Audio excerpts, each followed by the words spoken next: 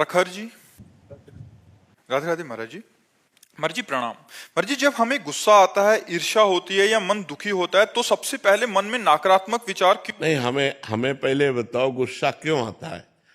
गुस्सा तब आता है, कामा संजायते क्रोधा, क्रोधा स्मृति विभ्रमा, स्मृति भ्रंशात बुद्धिनाशो बुद्धिनाशात प्रणश्यति। जब हम ये कामना करते हैं कि ये ऐसे चले और वो नहीं चलता, कोई भी हो, तो गुस्सा आ जाता है। हमको ये सोचना है कि मुझे कैसे चलना है। जब मेरा बेटा गलत चल रहा हो तब मुझे कैसे चलना है, मेरी पत्नी जब प्रतिकूल चल रही तो मुझे कैसे चलना है। मुझे क्रोध नहीं लाना, बहुत प्यार से, बड़े गंभीरता से, धैर्य पूर्वक हमें समस्या का समाधान करना चाहिए। क्रोध से समस्या बढ़ती है, ना कि समस्या का समाधान होता है। जब हम गुस्सा करते हैं तब हमारे द्वारा कुछ ऐसा हो जाता है जिससे समाधान होने की जगह और हम फैल जाते हैं, प्रपंच में फंस जाते हैं। तो मुझे लगता है उस समय नाम जप करके हमको अपने अंदर की सोच को ठीक करनी होगी।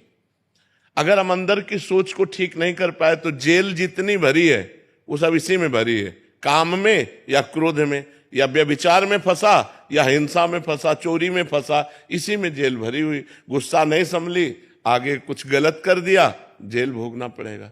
तो हमें लगता है हम उस समय अपनी सोच को कंट्रोल कर सके, उसके लिए भगवान का भजन है। भगवान के भजन में बहुत बड़ी सामर्थ्य है, बड़ी सामर्थ्य है। और सामने वाले का परिवर्तन क्रोध से नहीं होता, हमारी नम्रता और विनम्रता और सहनशीलता से होता है। एक बार श्री स्वामी एकनाथ जी महाराज महाराष्ट्र के गंगा स्नान करने गए, तो स्नान करके लौट रहे थे तो ऊपर विधर्मी का महल था, गली के ऊपर। उसने थूक दिया, देखा महात्मा का नहा के जा, तो ऊपर थूक दिया, ऊपर गिरा। वो फिर नहाने गए, वही गली थी, फिर लौटे, फिर थूक दिया, 100 बार थूका। वो 100 बार स्नान करके आए। जब 100 बार स्नान करके आए तो हार गया। वो नीचे उतर के आया और प्रणाम किया और कहा मुझे क्षमा कर दो। तो उनका क्यों भैया? बोले मैंने 100 बार आपके ऊपर थूका, अपराध किया। बोले नहीं, आपने बड़ी कृपा की। एक दिन में 1 बार गंगा स्नान करता था, आपकी कृपा से 100 बार गंगा स्नान हुआ। ये तो आपकी कृपा। वो चरणों में लौट गया और कहा आज के बाद कभी किसी महात्मा के साथ गलती नहीं करेंगे।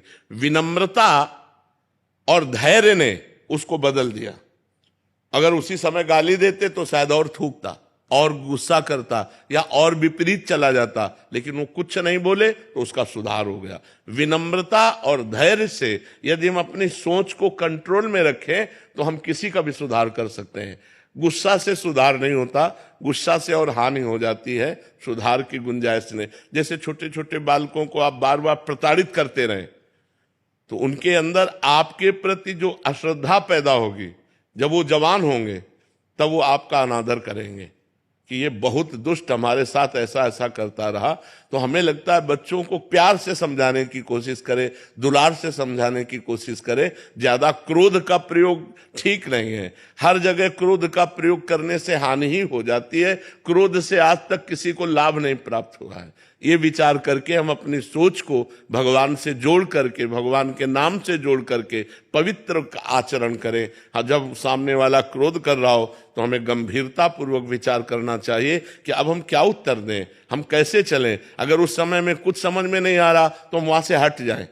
थोड़ी देर बाद हमारी बुद्धि काम करने लगेगी, तब हम देख लेंगे अभी बुद्धि काम नहीं कर रही, अभी क्रोधावेश आ रहा है, तो हट जाना चाहिए, सामने से चले जाना चाहिए। दीप शिखा जी हैदराबाद से। राधा वल्लभ शहरी। राधे राधे महाराज जी। महाराज जी, वो स्थिति कब आती है जब ये निश्चित हो जाए कि अब हमारा पुनर्जन्म नहीं होगा, होगा तो भी किसी भक्त या धार्मिक स्थल के अंतर्गत ही होगा? जब हमारा संसार का चिंतन छूट जाए, हर श्वास प्रत्येक मिनट भगवान का चिंतन, और कोई चिंतन नहीं, कोई कामना नहीं, सकल कामना हीन जे राम भगति रसलीन। अब काम खत्म हो गया। जब कोई चाह नहीं, कोई चिंता नहीं, कोई मांग नहीं, संसार का चिंतन नहीं, निरंतर भगवान का चिंतन हो रहा है, अब उसका आवागमन खत्म हो गया। वो खुद अनुभव होने लगता है कि अब हमारा काम हो गया। और जब तक नाना प्रकार की चिंताएं, कामनाएं, वासनाएं हैं, तब तक बार बार जन्म बार बार मरण होता रहेगा। पुनरपि जननम पुनरपि मरणम पुनरपि जननी जठरे शयनम। इसीलिए हमें मानव देह मिला है, हम ये चक्र को मिटा दें, आवागमन के इस चक्र को तोड़ दें भजन के प्रताप से। निरंतर जिसका भजन चलता है वो मुक्त हो जाता है। अनन्य चेता सततम यो माम स्मरति नित्य सहा तस्याहम सुलभा पार्थ नित्य युक्त योगिना। जो नित्य चित्त भगवान में लगाकर निरंतर चिंतन करता है, भगवान उसके लिए सुलभ हो जाते हैं, और भगवान मिल गए तो आवागमन मुक्त हो गया। विनोद जी छत्तीसगढ़ से। राधे राधे महाराज जी। गुरु जी, मोह माया से ध्यान भंग क्यों नहीं होता? मोह माया से ध्यान भंग तब होगा जब निर्मलता आवे। मलिन मन के कारण वो मन माया की तरफ ही जाता है। मना खष्टान इंद्रियाणी प्रकृति स्थान कर सती। प्रकृति माने माया ही होता है। मन 5 ज्ञानेंद्रियों के साथ माया में तब तक जाता रहेगा जब तक भगवान का नाम और मंत्र आप जाप नहीं करेंगे। जैसे पानी को कहीं भी छोड़ो वो नीचे ही जाएगा, अगर ऊपर चढ़ाना है तो यंत्र की आवश्यकता है, यंत्र की। ऐसे ही मन को कहीं भी छोड़ो तो माया में ही जाएगा, अगर उसे भगवान में लगाना है तो मंत्र की आवश्यकता है। खूब नाम और मंत्र जप करो तो मन माया की मलिनता से हटकर भगवान की निर्मलता की तरफ लगने लगेगा। जब तक भजन नहीं करोगे तब तक ऐसा नहीं हो सकता। हाँ। राहुल जी बेंगलोर से। श्री हरिवंश महाराज जी। महाराज जी, मेरे जीवन में सबसे जब कठिन समय था तो आपकी कृपा से महाराज जी, आपके उपदेशों ने मुझे बहुत साहस और धैर्य दिया, इसके लिए मैं बहुत बहुत आभारी हूँ। महाराज जी, मेरा एक प्रश्न है कि मैं नाम जप और भजन के पथ पर चलने का पूरा प्रयास करता हूँ, और मुझे पता है कि प्रतिकूलताएं आएंगी और हमें उन्हें सहते हुए आगे बढ़ना है, लेकिन फिर भी प्रतिकूलताओं और हतोत्साहित जब हो जाता हूँ, ऐसी स्थिति आती है, तो ऐसे समय में अपने को खुद को कैसे फोकस रखूं और प्रोत्साहित रखूं कि मतलब आगे का मार्ग प्रशस्त हो सके? देखो, जब हम किसका प्रश्न है, जब हम भगवान से चित्त जोड़ देते हैं तो इस प्रश्न का उत्तर अपने आप मिल जाता है। ऐसा बल मिल जाता है कि हम उनको सह सकते हैं, क्योंकि हम भगवान से जब चित्त जोड़े हैं ना तो हमारा मन आनंदित रहता है। अगर मन आनंदित है तो हम विपत्तियों को रौंदते हुए निकल जाएंगे। अगर हमारा मन आनंदित नहीं है तो फिर हम गिर जाएंगे। और मन आनंदित होगा जब भगवान से जुड़े। तो हम वही बात आपको सिखाना चाहते हैं कि भगवान से जुड़ो, गंदा आचरण मत करो, पाप मत करो, मांस मदिरा का सेवन मत करो, फिर देखो तुम्हारा चित्त कितना आनंदित रहता है। कोई व्यसन ना हो और कोई पाप ना हो, और थोड़ा भी भजन होगा तो आपका हृदय आनंदित रहेगा। आप पक्का समझो, भगवदा आनंद से ही हम इन विपत्तियों से लड़ सकते हैं, नहीं तो ऐसे ऐसी विपत्तियां पूछो मत। ये माया इतनी विचित्र है, पूछो मत। भोजन की थाली सामने आई और ढनक गए, कवल नहीं खा पाए। आराम से टहलते जा रहे, पीछे से टक्कर लगा, मर गए। हमारा कब शरीर छूट जाए, हमारा कब क्या घटना हो जाए, इस संसार में कहा नहीं जा सकता। इसलिए मालिक से जुड़े रहो। तो हम विपत्तियों पर तभी हावी हो सकते हैं, भारी पड़ सकते हैं, जब भगवान से जुड़े। नहीं, विपत्तियां हम पर भारी पड़ जाएंगी और हमको गिरा देंगी। आदमी जब निर्णय नहीं कर पाता ना विपत्तियों में, तो सुसाइड जो कर लेते हैं ना, वो विपत्तियों से निकलने का रास्ता सुसाइड सोच लेते हैं, जबकि भारी विपत्ति में फंसा देने वाला है। प्रेतियों ने मिलती है करने वाले को। तो हमारे ऊपर विपत्तियां भारी ना पड़े, इसलिए भगवान का नाम जप करें, भगवान से चित्त जोड़ें, और ये विश्वास करें कि आज दुख आया है तो हट जाएगा, कल हमारे सामने सुख भी आएगा।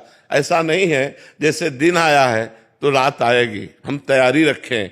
अगर रात आ गई है तो परेशान ना हो, दिन आने वाला है। दुख आया है तो सुख आएगा, सुख आया है तो दुख आएगा। ये क्रम चल रहा है, मनुष्य जीवन का क्रम है। हमको तैयार रहना चाहिए। जैसे हम रात्रि के लिए बिजली गई तो हम इन्वेटर की व्यवस्था करते हैं, जनरेटर की व्यवस्था करते हैं कि हम अंधेरे से व्याकुल ना हो। ऐसे ही दुख आने वाला है, हम नाम जप करें, दान पुण्य करें, तीर्थ स्नान करें, तीर्थ याटन करें, जिससे हमारे पास पुण्य हो और मैं उस पुण्य बल से विपत्ति को पार कर जाऊं। निहारिका द्विवेदी जी दिल्ली से। महाराज जी राधे राधे। महाराज जी मेरा प्रश्न है कि यद्यपि अत्यधिक भोगों की कामना ना भी हो तो भी कर्मों में कुशलता और सांसारिक रूप से योग्यता और सफलता की इच्छा बनी हुई है। अगर आप इस इच्छा को कर्मों करने में की कुशलता किसे कहते हैं? जिससे मैं अपने सांसारिक जीवन में रहती हूँ तो नहीं, कर्म कौशलम कहते हैं जो कर्म भगवान को समर्पित किया जाता है, जो कर्म भगवान के लिए किया जाता है उसे कर्म कुशलता कहते हैं। और जो कर्म अपनी वासनाओं की पूर्ति के लिए किया जाता है, मान प्रतिष्ठा के लिए किया जाता है, सांसारिक उन्नति के लिए किया जाता है, वो कर्म कौशलम नहीं है। कर्म कुशलता कर्म कौशलम है भगवान को जो कर्म समर्पित किया जाए, जो भगवान के लिए किया जाए, समाज को भगवान मान के किया जाए, उसे कर्म कौशल कहते हैं, कर्म योग कहते हैं। तो आपने कहा मैं कर्म कुशलता से करना चाहती हूँ, तो कर्म कुशलता है भगवत समर्पण कर्म, भगवत अर्थ कर्म, भगवान के लिए कर्म करना और उसे बहुत पवित्र भाव से करना। जैसे हम रसोई बनाते हैं भगवान के लिए तो पवित्र भाव से, ऐसे हम जो कर्म, जैसे हम संसार में कोई भी कर्म कर रहे हैं तो संसार का हर कर्म भगवान के लिए है, क्योंकि सृष्टि भगवान की है। हम उसे भगवान का मान के करते हैं और पवित्र भाव से करते हैं और कर्म समाप्ति पर भगवान को समर्पित कर देते हैं। ये हुआ कर्म योग, कर्म कौशलम, जो भगवत प्राप्ति कराएगा। तो फिर क्या कहना चाहते हैं? महाराज जी, अगर आप इस इच्छा को करने योग्य मानते हैं तो वो मार्ग बताइए जिससे एक व्यक्ति साधक होते हुए भी सांसारिक कर्म और प्रारब्ध को कर्म और मन की कुशलता से सामना नाम मां मनुष्य युद्ध चे, भगवान ने खुद अपने श्रीमुख से सब कुछ बता दिया है। सर्वदा सर्वकालेषु मां मनुष्य, सर्वदा माने हर समय, सब समय हमें भगवान का स्मरण करते हुए कर्म करना है। राधा राधा, कृष्ण कृष्ण, राम राम राम। जो काम कर रहे हैं भगवान का स्मरण करते हुए कर रहे हैं। जो हमें पद मिला है, जो हमें कार्य मिला है, मानो आप किसी की बहन है, किसी की बेटी है, आगे किसी की पत्नी बने, किसी की माँ बने, जो हमें कर्तव्य मिला उस कर्तव्य को भगवान की पूजा मानकर, सामने वाले में भगवान की स्थापना देख करके कि इसके हृदय देश में भगवान विराजमान है, और वो हम कर्म करें और नाम जप करें, तो गृहस्थ में रहते हुए भी भगवत प्राप्ति हो जाएगी। वो कर्म उसे बांधेगा नहीं। जो कर्म भगवान को समर्पित कर दिया जाता है वो मोक्षगामी होता है, और जो कर्म अपनी वासना के लिए किया जाता है वो बंधन युक्त होता है, वो हमें बार बार जन्म मरण के चक्र में फंसाता है। इसलिए नाम जप करते हुए भगवद अर्थ कर्म किया जाए तो गृहस्थ में रहते हुए भी भगवत प्राप्ति पूर्ण निश्चय है कि उसको प्राप्त हो जाएगी। तनवीर जी चंडीगढ़ से। राधे राधे महाराज जी। महाराज जी, ऐसा क्यों होता है कि सब ज्ञान और विवेक होने के बाद भी मन विचलित क्यों रहता है? इसका कई बार उत्तर दे चुके हैं। भजन की कमी।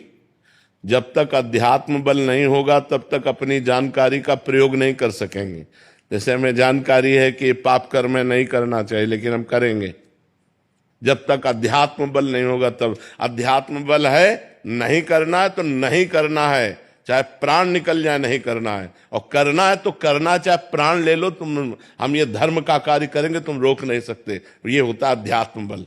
जब नाम बल होता है, अध्यात्म बल होता है, तब फिर राम काज कीन्हे बिन मोहि कहाँ विश्राम। जे गिर चरण दे हनुमंता, चले सुगा पाताल तुरंत। अध्यात्म बल, भगवान नाम बल। अब आजकल हमें जानकारियां तो बहुत है लेकिन प्रयोग नहीं है। दूसरों को बताने की जानकारी है लेकिन खुद प्रयोग नहीं है, क्योंकि भजन नहीं है। अगर भजन हो, भगवान का नाम स्मरण हो, भगवान का नाम जप का बल हो, तो हम जो चाहें वो कर सकते हैं। हम अपनी जानकारी का प्रयोग कर सकते हैं। बहुत जानकारी है, हर व्यक्ति को जानकारी है, और अपनी जानकारी का जो प्रयोग कर ले गया वही महात्मा, और जो अपनी जानकारी का प्रयोग न कर पाया वही दुरात्मा, गलत आचरणों में उतर जाता है। तो अपनी जानकारी का हम सही प्रयोग कर सकें, इसलिए मुझे अध्यात्म की आवश्यकता है। शास्त्र श्रवण, संत समागम, नाम जप, इसके द्वारा हमें अध्यात्म बल प्राप्त होगा। भव्या जी मध्य प्रदेश से। राधे राधे महाराज जी। महाराज जी, भगवान को प्रसन्न करने के लिए सबसे सरल रास्ता क्या है? मंदिर जाना, सत्संग सुनना, या व्रत रखना? शरणागत। सबसे प्रसन्न करना प्रभु मैं किसी योग्य नहीं हूं। भगवान स्वयं अपने श्री मुख से कहते हैं एकादशी स्कंद भागवत में, व्रतांश यज्ञ छंदांश तीर्था नियमा यमा, यथा वरुंधित सत्संगा सर्वसंगो पहो हिमाम मैं बड़े बड़े व्रत से वश में होने वाला नहीं, मैं बड़ी बड़ी यज्ञों से वश में होने वाला नहीं, मैं नियम संयम से वश में होने वाला नहीं। अगर मैं वश में होता हूं तो साधु संग से होता हूं। तो साधु संग क्या? भगवान की शरण। हे नाथ, मैं जैसा हूं आपका हूं, यही भगवान को प्रसन्न करने का सबसे श्रेष्ठ उपाय है, क्योंकि हमारे पास और कुछ नहीं है। जैसे हम कहते हैं भगवान को भोग लगाएं, यार वो पूरी सृष्टि को पवाता है, हम उसको क्या भोग लगाएं। अब हम कहते हैं व्रत उपवास रहने, इतने से क्या होने वाला है। यज्ञ करे तो उन्हीं की वस्तुओं से, दी हुई वस्तुओं से यज्ञ कर रहे हैं। सबसे बढ़िया बात है भगवान की शरण होना। हे नाथ, मैं आपका हूं, जैसा भी हूं पर आपका हूं। हमें ये दावा नहीं है कि मैं आपके लायक हूं, पर नाथ जैसा हूं आपका हूं। प्रभु मैं आपकी शरण में हूं, सबसे बढ़िया बात है।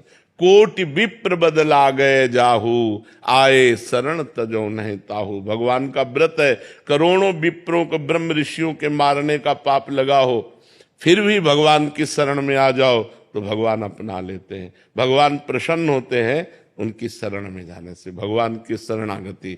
अब शरणागति कैसे हो? फिर उसके लिए है कि प्रथम भगति संतन कर संगा, दूसरे रतिमम कथा प्रसंगा, नवधा भक्ति हृदय में धारण करो तो आत्मसमर्पण हो जाएगा। श्रवणम कीर्तनम स्मरणम विष्णुर्पाद सेवनम अर्चनम वंदनम दास्यम सख्य आत्मनिवेदनम। आत्मनिवेदन का मतलब होता है समर्पण। नवधा भक्ति से आत्मनिवेदन प्राप्त हो जाता है। सुकल्प पटेल जी, महाराज जी, वर्षों से मिली असफलताओं के कारण मेरा जीवन दिशाहीन सा हो गया है। जो भी लेता हूँ गलत ही हो जाता है। इससे आत्मविश्वास डगमगा सा गया, भय दुख अनिद्रा बढ़ गई है। देखो, जब तक हमारे पूर्व पाप नष्ट नहीं होंगे तो हम कोई भी सफलता का कार्य करेंगे तो हमें असफलता में गिरा देंगे। हम बहुत सकारात्मक सोच रखना चाहेंगे, हमें नेगेटिव सोच में पहुंचा देंगे। यह है पाप का परिणाम।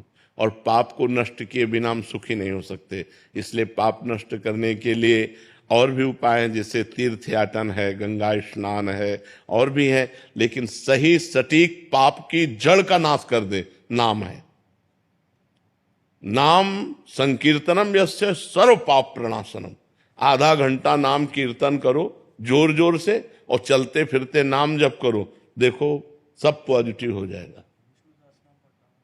हाँ, हम जो कह रहे हैं नाम कीर्तन करो पहले। भगवान विष्णु का भी 1000 नाम कीर्तन है शास्त्र, लेकिन आधा घंटा कोई नाम कीर्तन करो जो नाम प्रिय हो आपको। हरे कृष्ण श्री राम जय जय, जो भी राधा राधा राधा, खूब जोर जोर से भगवान नाम कीर्तन करो और चलते फिरते नाम जप करो। फिर देख लो आप उसका परिणाम, फिर आप खुद अनुभव करें। लेकिन लंबे समय तक 2-4 दिन किया फिर पाप कर लिया, फिर 2-4 दिन किया पाप किया, वो बात नहीं है। पाप आचरण रोक करके लंबे समय तक करो तो तुम्हारे पाप नष्ट हो जाएंगे, सफलता हाथ लग जाएगी।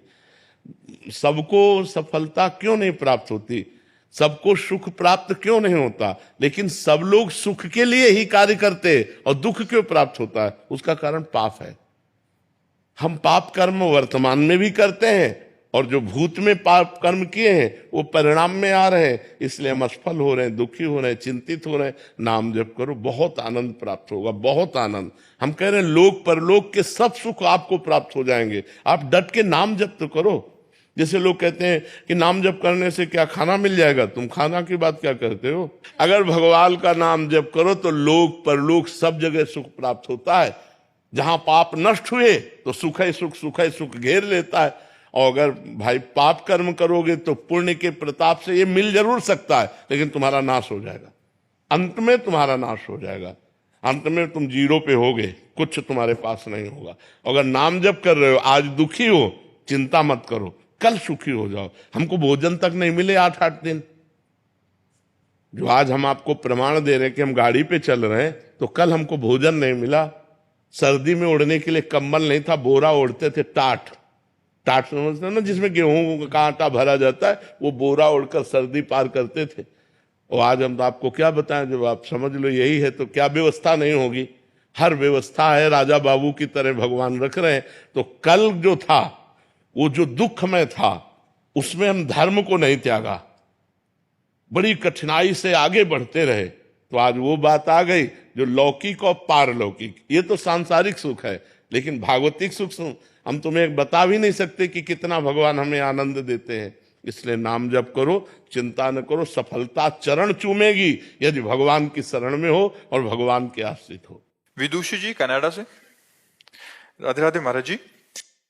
महाराज जी आपके चरणों में कोटि कोटि नमन। महाराज जी जब से आपके श्रीमुख से राधा नाम की महिमा सुनी है, निरंतर नाम जप करने का अभ्यास कर रहे हैं और सभी सत्कर्मों को प्रभु को समर्पित करना भी शुरू कर दिया है, तो आपकी कृपा से हृदय में आनंद की अनुभूति तो होने लगी है, परंतु गुरुदेव भगवान के प्रकट साक्षात्कार के लिए क्या निरंतर नाम जप ही करते रहें या गुरु मंत्र लें प्रभु के साक्षात्कार के लिए? अब जैसा आगे होना होगा भगवान आपको खुद प्रेरित कर देंगे। अभी आप जैसे चल रहे हैं वैसे चलते रहिए। भगवान को प्रेरित करना होगा ना तो आपके अंदर विकलता हो जाएगी कि मुझे सदगुरु मिले, मुझे मंत्र मिले, मुझे उपासना मिले। अभी जैसे चल रहे हो आप वैसे चलते रहिए। गुरुदेव शाम सदाशिव से शुरू हुआ था ये सफर और राधा नाम ने अपने आप ही। हाँ, भगवान शिव की कृपा से ही ये यात्रा राधा रानी तक पहुंचती है। अपने जीवन की भी यात्रा शिव से ही प्रारंभ हुई और शिव में ही है, और वो राधा रानी में जो पूरा भाव आया वो शिव कृपा से ही आया। कुणाल सेन जी उज्जैन से। राधे राधे महाराज जी। राधे राधे महाराज जी। महाराज जी मेरे मन में स्वतः ही आपका चिंतन चलता रहता है, मैं मन से आपसे बात करता रहता हूँ, प्रश्न पूछता हूँ, आपको देखकर खुश होता हूँ, आपके विरह में रोता हूँ, जब हंसते हो तो बहुत अच्छा लगता है। महाराज जी आपका प्रश्न है कि मुझे कोई अन्य साधना नहीं आती, ना ही मेरे मन में कुछ बहुत अच्छा पाने की लालसा है, मुझे तो भगवत प्राप्ति के बारे में भी जानकारी नहीं थी, आपको जानने से पहले इस जीव को बहुत गलत आचरण किए। महाराज जी मैं निरंतर नाम जप करने का प्रयास करता हूँ, मुझे सिर्फ आप चाहिए, क्या मुझे नाम जप से आपकी प्राप्ति हो सकती है? भाई हम तो ऐसे ही प्राप्त है, नाम जप की क्या जरूरत। नाम जप से तो हमारे आराध्य देव की प्राप्ति होगी। हम तो ऐसे ही आपके हित मित्र हैं, सबके मित्र हैं। चराचर जगत में हम सबके मित्र हैं, सबके सेवक हैं। हमारे स्वामी की प्राप्ति की याचना करो, हमारे प्रभु की प्राप्ति की याचना करो, और हमारा स्वरूप वही है। ये जो पार्थिव स्वरूप है ये नाशवान है, ये आज है कल नहीं रहेगा, लेकिन जो हमारा स्वरूप है वो हमारे जो इष्ट का स्वरूप है वही हमारा स्वरूप है। जो प्रिया प्रीतम है वही हमारा स्वरूप है, वही हमारी आत्मा है, वही हमारे प्राण है। तो अगर वास्तविक हमसे मिलना है तो प्रिया प्रीतम से मिलना है, प्रिया प्रीतम से मिलना ही हमसे मिलना है। समझ पा रहे हैं आप? इसलिए खूब नाम जप करो और प्रिया प्रीतम की प्राप्ति की चाह करो, तो वहीं हम सेवा में मिलेंगे आपको। ये शरीर तो आज है कल नहीं रहेगा, ये तो नाशवान शरीर है। महाराज जी मैं राधा रानी का भी नाम लेता हूँ तो आपका स्मरण होता है। हाँ तो बढ़िया है, अगर संत का ध्यान या गुरु का ध्यान आवे तो शास्त्र सम्मत है। ध्यान मूलम गुरु मूर्ति, पूजा मूलम गुरु पदम, मंत्र मूलम गुरु वाक्यम, मोक्ष मूलम गुरु कृपा। इसमें कोई निषेधात्मक बात नहीं है, ये सकारात्मक बात है। आप इसे जरूर करते रहिए। महाराज जी आपने बोला प्रिया प्रीतम से मिलना ही हमारा मिलना है, तो आपसे मिलना प्रिया प्रीतम से मिलने के लिए ही होगा। हमसे वही मिलेगा जो वास्तविक मिलना कहा जाता है। ऐसे बैठना और चले जाना बात अलग है। जैसे वो बच्चा कहता है हर समय आप हमारे ध्यान में रहते हो, तो हाँ मतलब यह मिलने का संकेत है कि विशुद्ध कृपा भगवान की है। अब मोहि भा भरोसा हनुमंता, बिनु हरि कृपा मिले नहीं संता। अगर संत चिंतन चल रहा है तो जो हमारे अंदर चल रहा है वही उसके अंदर चलने लगेगा, ऑटोमेटिक चलने लगेगा। क्योंकि हाँ बिना साधन के, क्योंकि वो ध्यान कर रहा है ना हमारा, तो जो हमारे ध्यान का विषय उसके हृदय में आ जाएगा। ये बहुत बड़ी बात है।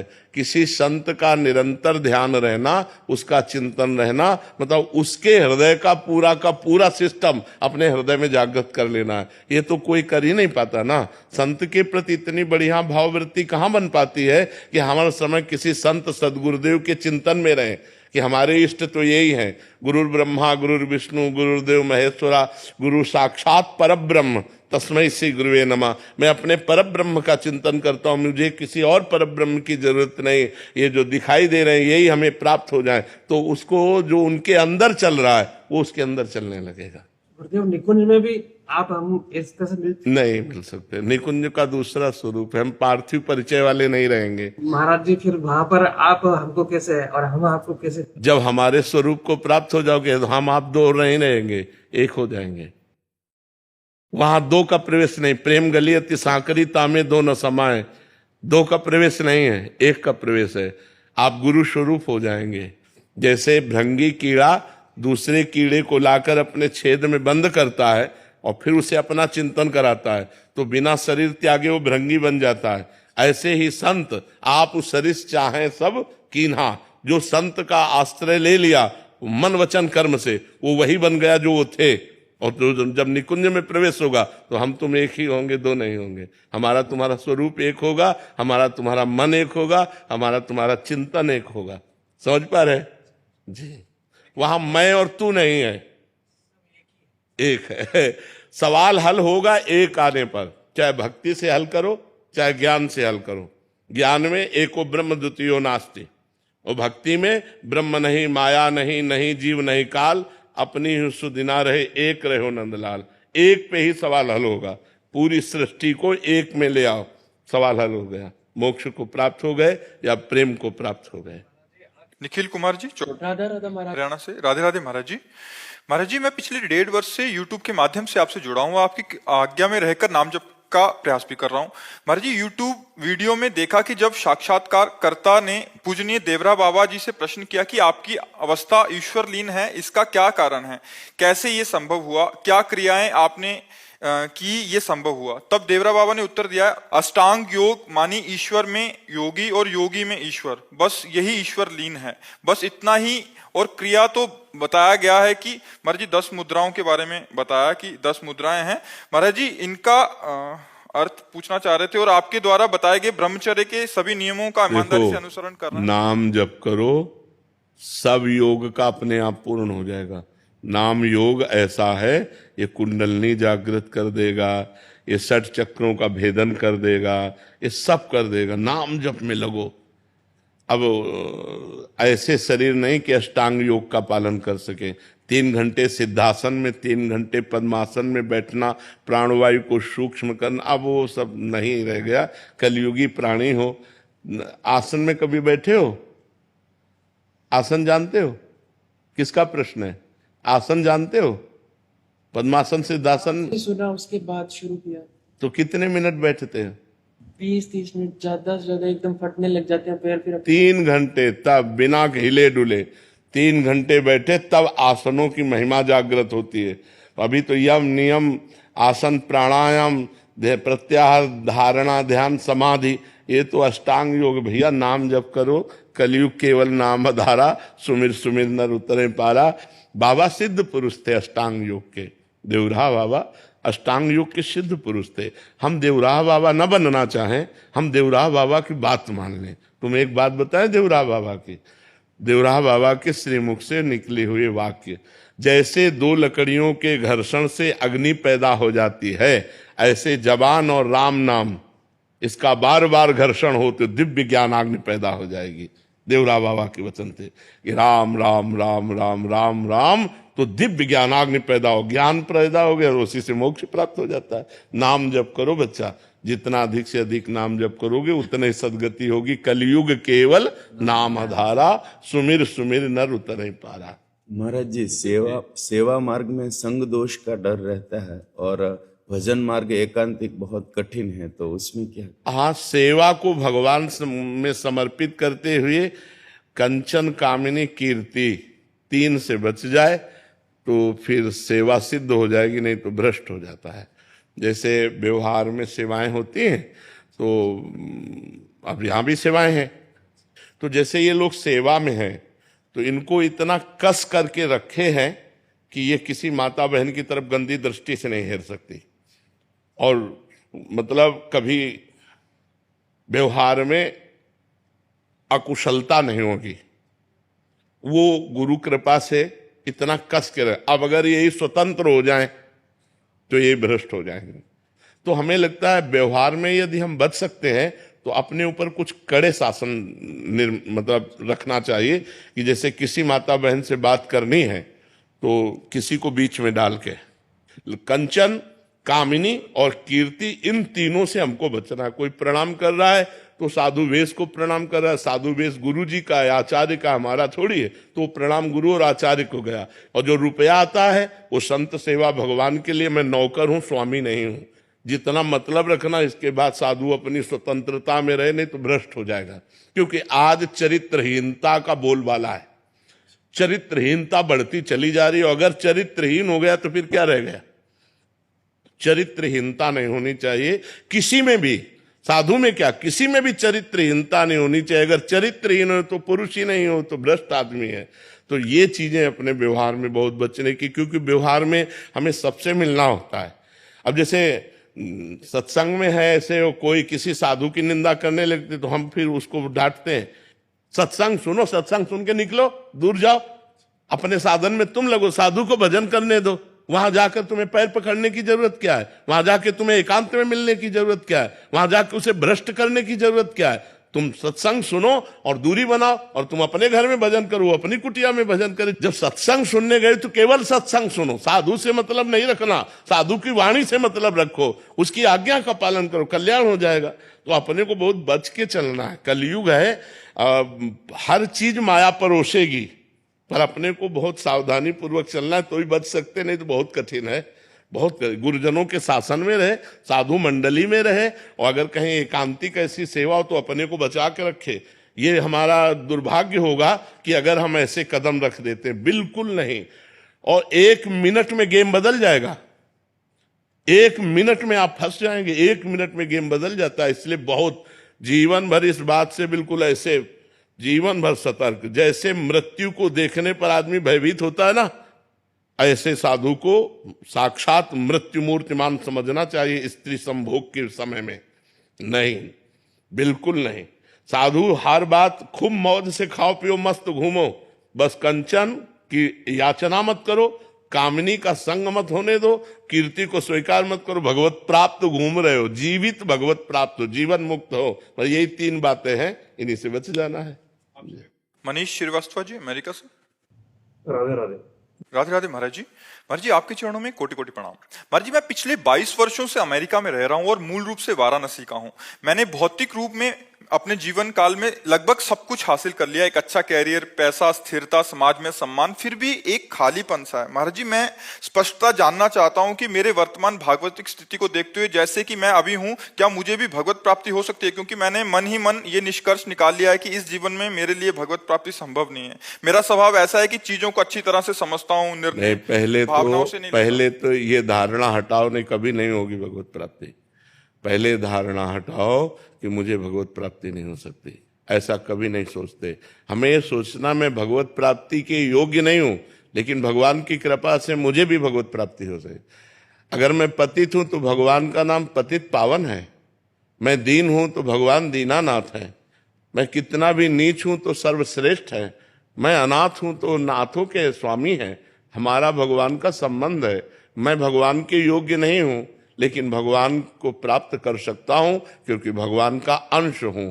ममैवांशो जीवलोके जीव भूता सनातना। जब हम पहले ही निश्चय कर लेंगे कि मुझे भगवत प्राप्ति नहीं होगी, तो नहीं होगी।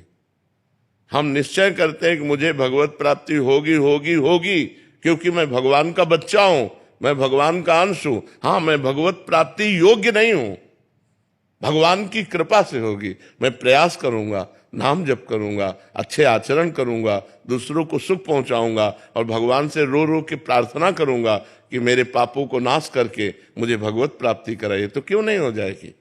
ऐसी धारणा नहीं रखनी चाहिए, कमजोर धारणा नहीं रखनी चाहिए, निगेटिव भाव नहीं रखना चाहिए। हर समय हमें पॉजिटिव भावों का पोषण करना चाहिए। निगेटिव भाव क्यों रखें?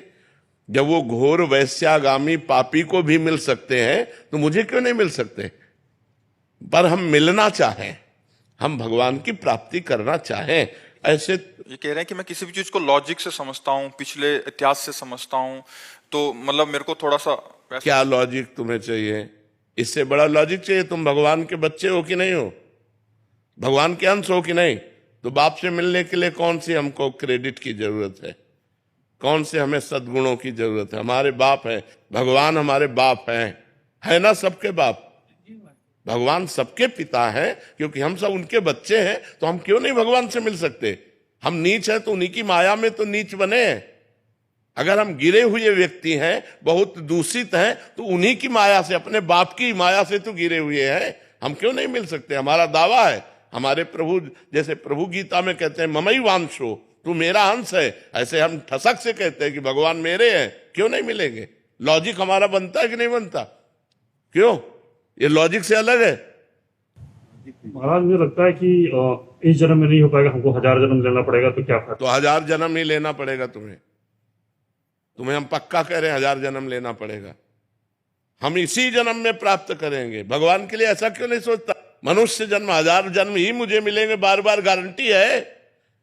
विचार करके देखो, बहुत दुर्लभ है मनुष्य शरीर, एक बार मिला है, अब अगली बार हम सुअर कुत्ता बनेंगे, क्या बनेंगे, क्या भरोसा? उसमें हम भजन कर लेंगे, अरे हम इसी जन्म में भगवत प्राप्ति करेंगे।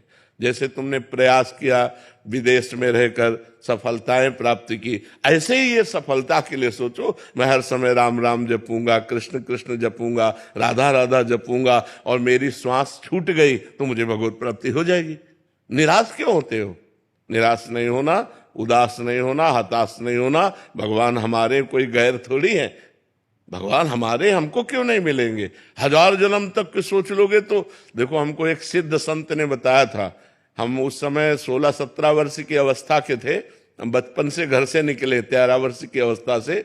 उनका नाम सिद्ध बाल योगी था, वो गंगा किनारे ही रेती पे रहते थे। तो जब उनसे मिले, रात्रि में मिलने का अवसर मिला, तो उन्होंने पहली बात कही, हमने अपनी डायरी में लिख रखी थी कि बेटा, जो बनना है वो सोचो, जैसा बनना है वैसा सोचो, जैसा सोचोगे वैसा बन जाओगे। बस हम संतों की बात पकड़े थे, बड़े बड़े महापुरुषों की बातों को डायरी में अपने लिख लेते, तो बार बार रोज पाठ की तरह, जैसा बनना है वैसा सोचो, जैसा सोचोगे वैसा बन जाओगे। तो जैसे तुमने सोच लिया 1000 जन्म में भगवत प्राप्ति नहीं होगी, गारंटी देता हूं नहीं होगी। अगर सोच लिया कि इसी जन्म में होगी, तो हम कहते हैं बहुत बहुत एक जन्म और खसक जाएगा, लेकिन हमारा नियम प्रण वो हमको एक जन्म बहुत मान लो हमसे चूक हो गई, तो अगले जन्म में पक्का मनुष्य बनेंगे और भगवत प्राप्ति हो जाएगी। हम लंबा क्यों खींचे कि 1000 जन्म हमको मनुष्य शरीर मिलेगा, गारंटी कौन है? कोई गारंटी दे सकता है? पता नहीं नाली का कीड़ा बने, पता नहीं क्या बने, क्या ना बने, ऐसी बातें नहीं सोचते। पॉजिटिव सोचो, निगेटिव मत सोचो। भगवान हमारे अंशी हैं, हमारे पिता हैं, हमारे स्वामी, वो मिलेंगे क्यों नहीं यार? कोई गैर है क्या? भगवान को यही तो हम माया का प्रभाव बन गया कि स्त्री पुत्र परिवार शरीर अपना लगता है, भगवान पराये लगते हैं, जबकि भगवान अपने हैं वास्तविक। हम अगर स्त्री से भी प्यार करते हैं तो भगवान से प्यार करते हैं, क्योंकि उसके अंदर भगवान है, इसलिए वो हमें प्यारी लगती है। और उसी स्त्री के शरीर से भगवान हट जाए, अंतर ध्यान हो जाए, तो हम वही प्यारा शरीर जिसको हम प्यार करते थे उसी को आग लगा देते हैं। तो हम कहीं ना कहीं भगवान का ही तो आदर करते हैं। तो हमें मानना चाहिए कि हमारे भगवान प्रीतम है, ठीक है, निगेटिव भाव नहीं रखते। महाराज जी, एक प्रश्न था महाराज जी, और जिस समय ऐसा कष्टपूर्ण बाहरी व्यवहार में महाराज जी आपका जीवन था, महाराज जी उस समय भी तो आप भजन करते थे। हाँ, तो उस समय ज्यादा करते थे। उस समय ज्यादा इसलिए करते थे, अब जैसे सुबह से हम लगे तुम्हें समझाने में, उस समय समझाने उस समय केवल भजन था, किसी से मिलना जुलना नहीं, किसी से बातचीत नहीं, रात दिन भजन था। अब तो भजन का विभाग भी हो गया कि भाई 2 घंटे एकांतिक होगा, ये होगा, वो होगा। उस समय कोई विभाग नहीं था, केवल भजन था। ना भोजन की व्यवस्था है, ना रहने की व्यवस्था है, रात दिन गंगा किनारे भगवान के भजन में लगे। उस समय भगवान ने ऐसा विधान क्यों नहीं किया आपके लिए?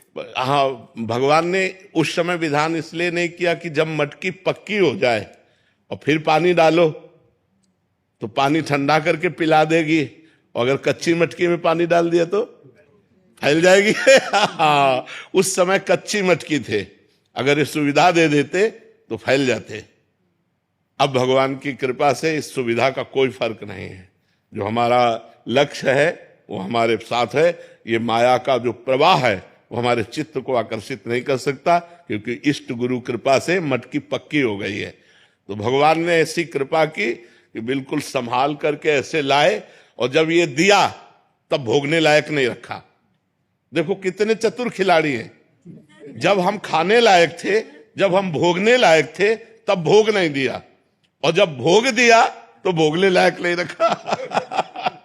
वो बड़े खिलाड़ी है, वो बड़े कृपालु है, कैसे जीव को बचाते थे। इसलिए भगवान ने उस समय नहीं दिया कि उस समय मटकी कच्ची थी। अगर विषय रूपी पानी डाल दिया जाता तो फैल सकती थी। आज मटकी पक्की कर दी और फिर उसमें भर दिया, तो अब वो ठंडा जल दूसरों को सुख प्रदान कर रहा है। मटकी स्वयं सुरक्षित है और दूसरों की प्यास बुझा रही है, इसलिए ऐसा भगवान ने किया। महाराज जी आपको लगता नहीं कि अब ठीक होते, स्वस्थ होते तो हम अच्छे से? नहीं, इन इच्छाओं का सबका नाश हो जाता है। भजन का यही फल होता है, जब आनंद मिलता है भगवदानंद, तो ये सब गंदी बातें, सब संसार के सुख, ये सब अच्छे नहीं लगते, अपने आप अच्छे नहीं लगते। नहीं तो फिर भगवदानंद का मतलब क्या रहा? जैसे भुने हुए चने को कहीं भी बो दो, कभी अंकुरण नहीं हो सकता, ऐसे ऊसर बरसई तृण नहीं जामा, संत हृदय जिम उपज न कामा। वही संत है जिसके हृदय में कोई कामना न उपजे कि आज हम ये खाएं, आज ये देखें, आज ये भोगने, ये सब इच्छा नहीं रह गई। बस निरंतर भगवान जैसे चला रहे हैं, सत्कर्म होता रहे, कोई गलती ना हमसे होने पावे, भगवान का विस्मरण ना हो, बस यही एक कामना है कि कभी भगवान को भूलूं नहीं। बिसरी हो ना बिसारी हो, यही दान मोहि देव, श्री हरिवंश के लाडिले मोहि अपनी कर लियो। मैं आपको न भूलूं और प्रभु आप मुझे न भूले, मैं आपका दास हूं, बस इतनी बात है और कोई इच्छा नहीं रह गई। महाराज जी जैसे आपने बोला कि कोई गलती ना हो, तो अभी भी थोड़ा भय रहता है कि हाँ, गलती? भय रहता है, अब भी भय रहता है, ये तो मरने तक रहेगा।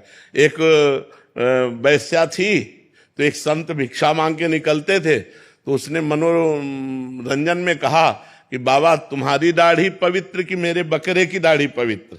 वो कुछ नहीं बोले। 2 साल बाद जब उस मरण सैया पर लेटे हुए थे, बोले उस वैश्या को बुलाओ। बुलाया, कहा बेटा मेरी दाढ़ी अच्छी। तो बोले बाबा ये बात उस समय क्यों नहीं कही? बोले इसलिए नहीं कही कि कभी कुछ हो सकता है, आज मैं मरने जा रहा हूं, अब कुछ नहीं हो सकता, इसलिए दाढ़ी मेरी पवित्र है। तो देखो माया बड़ी बलवान है, बड़े बड़े ब्रह्म ऋषियों को भी आकर्षित कर लेती है।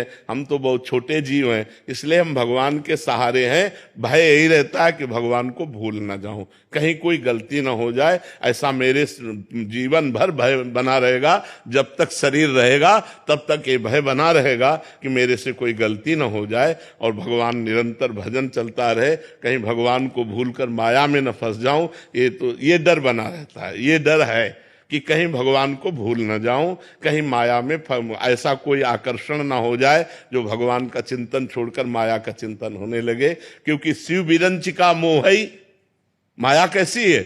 शिव विरंचिका मोहई को है बपुरान, अस जिय जान भजी मायापति भगवान। ऐसी भगवान की माया की बड़े बड़े ईश्वर कोटि के लोगों को भी मोहित कर ले, तो अपने क्षुद्र जीव हैं, अपने मोहित हो जाए तो कौन सी बड़ी बात है। बड़े बड़े ब्रह्म ऋषियों को नचनी नाच नचा दिया, जो माया सब जगह ही नचावा, जासु चरित लख काहू न पावा। तो उस माया के आगे हम ताल ठोक दे, ऐसी बात नहीं। हमको डरना पड़ेगा कि भगवान आपकी कृपा से आपकी माया कभी हमको आकर्षित न करे और हम आपके भजन करते हुए शरीर पूरा हो जाए, ये डर रहता है कि कहीं वृंदावन न छूट जाए। अब कहते वृंदावन कैसे छूट जाए? मान लो ऐसी कोई भयंकर पीड़ा हुई, बोले चलो बंबई ले चलो, यहाँ तो अस्पताल है नहीं। हे भगवान कभी हमको धाम न छूटे, नाम न छूटे, कहीं कोई ऐसी परिस्थिति ना, मान लो शरीर में इतना दर्द शुरू हो जाए कि नाम ही छूट जाए, तो नाम न छूटे, धाम न छूटे, कोई गलती न हो, ये बातें बनी रहती मन।